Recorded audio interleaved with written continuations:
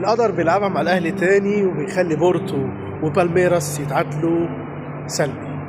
دلوقتي الاهلي عنده فرصه ورجعت تاني اماله ان لو الاهلي عرف يكسب بالميراس بنسبه تتخطى 80% هو صعب، لان لو انتر ميامي او بورتو واحد فيهم كسب هو مش هيستنى، هو كده صعب.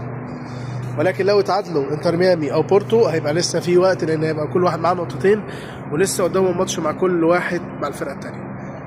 فالاهلي لازم يكسب بالميراس. لو ما كسبش بالميراس اقدر اقول لك ان الاهلي خرج رسميا وودع البطوله. فهل اللعيبه وهل المدرب هيبقوا عارفين حاجه زي كده وهيشتغلوا ان هما اي فرصه تتيح لك انها ما ينفعش تضيع، لان فرصك مش هتبقى زي ماتش انتر ميامي، واللعيبه اللي هتلعبك هي اقوى من لعيبه انتر ميامي. انت كنت بتلعب ميسي فقط، ميسي بس، ميسي والجون طبعا.